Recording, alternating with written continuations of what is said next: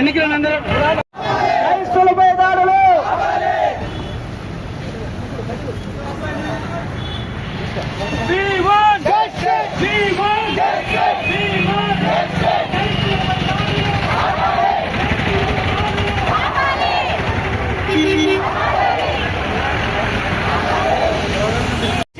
మనమే మొగతనంగా కావచ్చు, గవర్నమెంట్ చేయలేండి, మనం ఐక్యంగా దీన్ని నిరూపించి ఇది రాజకీయ కుట్ర కావచ్చు, శత్రువులు కావచ్చు, మన భారత రాజ్యాంగాన్ని మనం పరిపాలించుకునే దానికి వీళ్ళు అరగదొక్కేదానికి ఇదంతా నిదర్శనమని మనం మైనార్టీ తరఫున తెలుపుతున్నాము. న్యాయము ఎంత దాచినా తాగదు, అది ఏరులై పారులై ప్రపంచం మొత్తాన్ని ఏకం చేసి ఊరి ఖమ్మం కానీ న్యాయస్థానం కానీ నిలబెట్టేదాకా మన ఆత్మలు, మన బిడ్డలు, అక్కలు, చెల్లెలు మనము భారతదేశంలో ఏకంగా ఉండేదానికి ఇది నాంది. రేపు నుంచి చాలా మనం చూడదగ్గట్టు ఉన్నాయి. అందరూ ఊరుకుంటూ ఉన్నారు. అందుకే దళితులు, క్రిస్టియన్స్, ఎస్సీ, ఎస్టీ, బీసీ మైనార్టీలు ఐక్యమై ఈ యొక్క దాడుల్ని ఎదుర్కోవాలని, లేకపోతే RSS విశ్వ హిందూ పరిషత్, బజరంగ దళాలకి వాళ్ళ వల్ల ఈ ఇబ్బంది ఉందని చెప్పి తెలియజేస్తూ, ముఖ్యంగా దళితులు, క్రిస్టియన్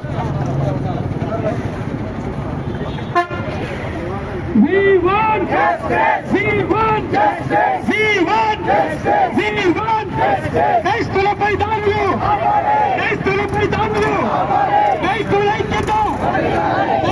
ఐక్యత, ప్రవీణ్ గారి కుటుంబానికి,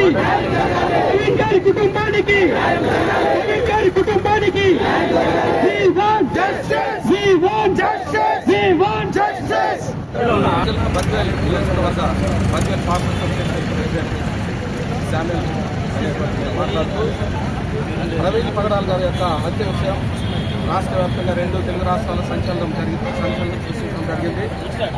ఈ హత్య కుట్రకోణమని మేము భావిస్తూ ఉన్నాం.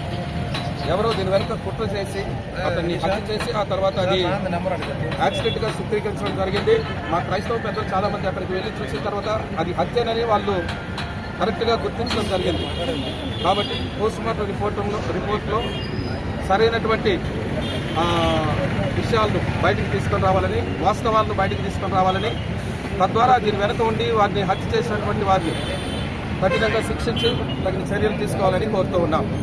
క్రైస్తవులుగా మాకు స్వేచ్ఛను ప్రభుత్వం ఇవ్వాల్సిందిగా కోరుతున్నాం. ప్రస్తుత ప్రభుత్వ పరిస్థితుల్లో క్రైస్తవులు స్వేచ్ఛగా ఉండేటువంటి అవకాశం లేకుండా పోయిందని అందరికీ తెలుసు.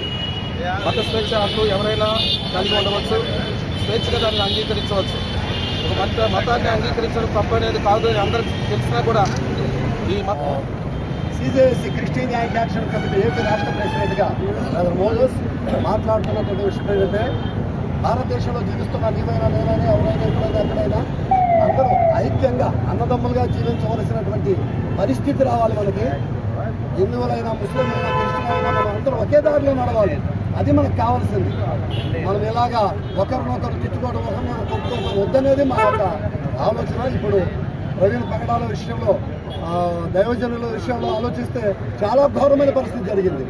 వారి కుటుంబంలో చాలా వేదన, ఆ తల్లిగారు ఎంతో వేదన పడుతుంది, ఆ పిల్లలు ఎంతో వేదన పడుతుంది. వైస్ ప్రెసిడెంట్గా భాస్కర్గా మాట్లాడుతున్నాడు. గత 4 రోజుల నుండి మన ఆంధ్రప్రదేశ్ రాష్ట్రంలో, మరి రాజమండ్రిలో పగడాల ప్రవీణ్ కుమార్ గారి యొక్క మరణ వార్త క్రైస్తవ లోకానికి అది తీరని లోటు, ఒక పెద్ద వృక్షాన్ని కోల్పోయినటువంటి వారిగా మేమెంతో తీవ్రమైనటువంటి బాధను, దుఃఖాన్ని వ్యక్తపరుస్తున్నాం. ఆయన యాక్సిడెంటల్గా చనిపోయారని ధృవీకరించారు, కానీ మాకైతే కొన్ని అనుమానాలు ఉన్నాయి. మరి అనేకులు కూడా అనుమానాలను ప్రభుత్వమే